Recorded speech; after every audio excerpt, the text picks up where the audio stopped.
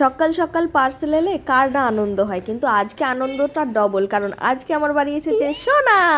ছোটবেলায় আমি সোনার উপর অনেক রকম এক্সপেরিমেন্ট করতাম। কখনো পুতুলের জামা খুলে সোনাকে পরিয়ে দিতাম, তো আবার কখনো সোনার চুড়ি খুলে পুতুলকে পরাতাম।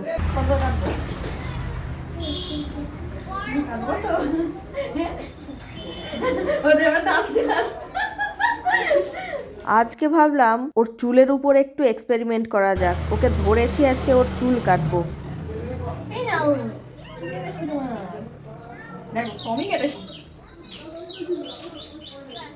চুল কাটা মোটামুটি ডান। চলো এবার রিভিউটা নিয়ে নিই একটু ক্লায়েন্টের থেকে। বলুন একটু রিভিউ কেমন হয়েছে চুল কাটাটা? খুব সুন্দর হয়েছে, প্রপার সুন্দর, খুব সুন্দর। প্রথমে তো ভেবেছিলাম আমার সব চুলটাই উড়িয়ে সুন্দর হয়েছে, সরস্বতী বেশ ভালোই যাবে। সুন্দর হয়েছে, আপনার পছন্দ হয়েছে? আপনার স্যাটিসফ্যাকশন এসেছে? হ্যাঁ ঠিক আছে।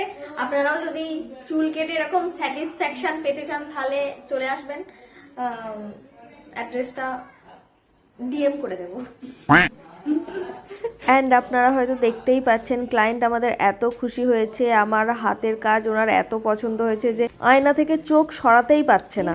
তো এরপর দেখি আমার আরও এক ক্লায়েন্ট চলে এসেছে। তো ওনাকে জিজ্ঞাসা করলাম যে আপনি কি করতে এসেছেন, তবে ওনার বক্তব্য শুনে ঠিক করলাম যে কিছুতেই ওনার মিশন সাকসেসফুল হতে দেওয়া যাবে না। তাই ওনাকে নানা রকম ভাবে ডিস্ট্র্যাক্ট করার চেষ্টা করলাম। বললাম এই দেখো আমি আজকে একটা নতুন চুরির সেট বানিয়েছি, কেমন হয়েছে? কিন্তু দেখলাম তাতে ওদের কোনো ইন্টারেস্টই নেই। না না, হাল ছেড়ে দিলে হবে না। ভাবলাম সকালে আসা পার্সেলটা আনবক্স করি, যদি ওরা একটু ডিস্ট্র্যাক্ট হয়। ও মা, দেখি তাতেও ওদের কোনো ইন্টারেস্ট নেই। অবশেষে ওরা ওদের মিশন সাকসেসফুল করেই নিল। তাই ওদের টানতে টানতে নিয়ে গেলাম ট্রেনে তুলতে। ও মা, এ কি কাণ্ড! দেখি ওরা আমাকেই টেনে ট্রেনে তুলে নিয়েছে, আবার মিটিমিটি হাসে। আমরা সবেমাত্র প্ল্যাটফর্মে নেমেছি, আর কাকু দেখি আমাদের তিনজনের একজনকে ব্যাগে করে নিয়ে ছুটছে। আমরা বলছি কাকু ছেড়ে দাও ছেড়ে দাও, তারপরে দেখি ও মাই তো কাকু আবার ছেড়ে দিয়েছে। ও তাই হেঁটে হেঁটে আসছে মুচকি মুচকি হেসে হেসে, আর আমাদের দেখতে পেয়েই আঙুল তুলে তুলে বলছে তোদের সামনে দিয়ে আমায় ব্যাগে করে নিয়ে দৌড়াচ্ছিল কাকুটা, তোরা কিছু করতে পারলি না? আমরা বলছি আরে আমরা তো চিল্লাচ্ছিলাম, তবে না তোকে ছাড়লো।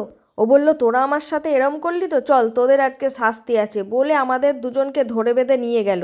নিয়ে গিয়ে একটা ঘরে ঢুকিয়ে দেখি দরজা বন্ধ করে দিল। তারপর সেখানে আমাকে অজ্ঞান করে হিপনোটাইজ করে কি কি করা হলো আপনারা নিজেরাই চোখের সামনে দেখতে পাচ্ছেন। মাঝে একবার আমার জ্ঞান ফিরেছিল, তবে ওরা বলল চোখ খুললেই নাক কেটে দেবো, কিন্তু অগত্যা আমি চুপচাপ বসে রইলাম। সব কাজ শেষে যখন চেয়ারটা থেকে উঠলাম আমি বললাম চেয়ারটায় বসে কি আরাম। এই কথা শুনে ও বসে গেল চেয়ারে। আমার মনে হয় এবার নিশ্চয়ই ও বুঝতে শুরু করেছে কত আরাম। ওখান থেকে বেরিয়েই দেখি 7 টাকা ইনভেস্ট করলে নাকি 1 কোটি টাকা পর্যন্ত পাওয়া যাবে, কিন্তু আমার ভাগ্যের উপর আমার সম্পূর্ণ বিশ্বাস আছে। তাই ওই 7 টাকা বাঁচিয়ে আমরা ফুচকা খেলাম, আর ফুচকা খেয়ে আমরা বাড়ি চলে এলাম। আজকে এই পর্যন্তই, টাটা।